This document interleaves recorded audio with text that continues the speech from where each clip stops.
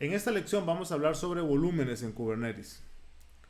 Los volúmenes en Kubernetes son una forma de almacenar datos que permiten a los pods tener acceso a sistemas de archivos más persistentes o compartidos, superando las limitaciones del almacenamiento temporal y efímero que tienen los contenedores por defecto.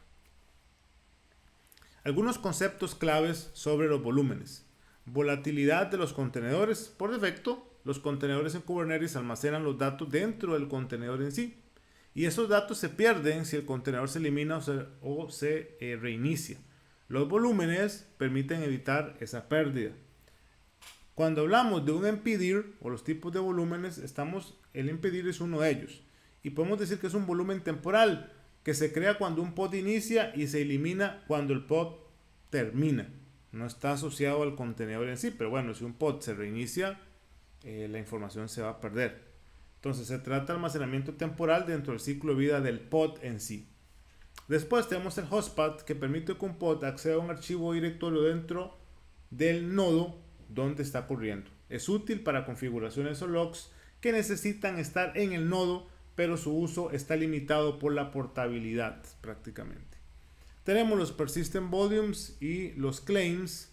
Y cuando hablamos específicamente de un persistent volume, es un recurso administrado por Kubernetes que abstrae el detalle del backend de almacenamiento. Es decir, casi que se lo delega a un third party, regularmente a un cloud provider. Por ejemplo, AWS EBS, GCP Persistent Disk, NFS, entre otros, prácticamente. Y para lograr esto, lo que se hace regularmente es instalar una configuración relacionada con el Cloud Controller en Kubernetes, en este caso el EBS, que es un controller que te va a permitir conectar tu Kubernetes con alguna cuenta de AWS. Entonces, cada vez que haces un persistent volume y le dices, bueno, yo quiero usar un persistent volume que tenga esta configuración de EBS, pum, creo, y el disco o el volumen no existe en Kubernetes como referencia, pero en realidad se encuentra en la nube, ¿verdad? Entonces toda la información queda almacenada en AWS, por decir un caso con los persistent volumes. Por eso le llama un poco más de persistencia, porque veamos que a diferencia el hostpath queda dentro del nodo, pero si alguien elimina el nodo, se pierde la información.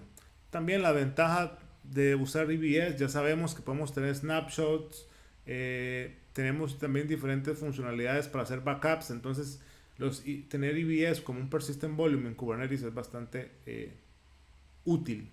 Ahora, el persistent volume lo podemos ver como un template.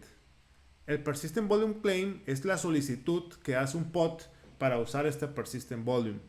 Entonces podemos ver que el pod necesita un volumen, y a esto le llamamos un persistent volume claim, que hace como un ligue, una solicitud a este persistent volume en sí. Kubernetes se encarga de emparejar un persistent volume con un persistent volume claim, con un persistent volume, para manejar todas las necesidades de almacenamiento especificadas.